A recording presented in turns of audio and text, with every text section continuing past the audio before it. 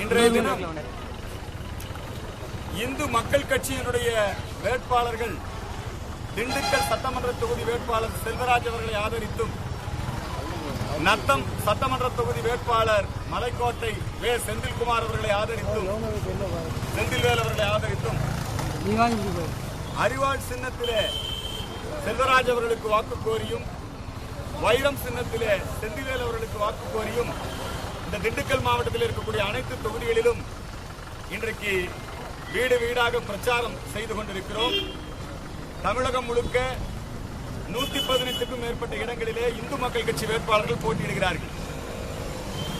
முதல் முறையாக தமிழகத்திலே அனைத்து தொகுதிகளிலும் களம் காணுவதற்காக இந்து மக்கள் கட்சி பெருமுயற்சி எடுத்தது. 118க்கும் மேற்பட்ட தொகுதிகளிலே இந்து மக்கள் கட்சியுடைய வேட்பாளர்கள் நேரடியாக களமிறக்கப்பட்டிருக்கிறார்கள். ஏனைய பகுதிகளிலே இந்து இயக்கங்களுடைய ஆதரவு பெற்ற கோரிக்கைகளை ஏற்றுக்கொள்கின்ற வேட்பாளர்களை நாங்கள் ஆதரிக்கின்றோம்.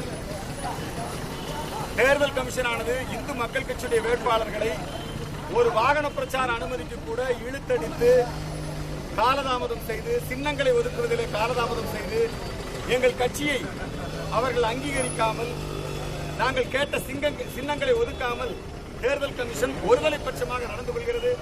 தேர்தல் கமிஷனுக்கு என்னுடைய கண்டனத்தை தெரிவித்துக் கொள்கிறோம்.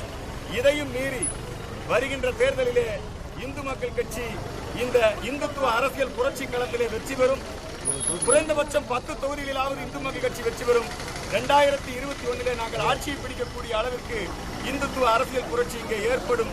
அதனுடைய துவக்க கட்டமாகத்தான் இன்றைக்கு அனைத்து தொகுதிகளிலுமே இந்து மக்கள் கட்சி இந்து வேட்பாளர்களை களமிறக்கி இருக்கிறது. இப்பொழுது இங்கே பிரச்சாரம் நடைபெற்றுக் கொண்டிருக்கிறது.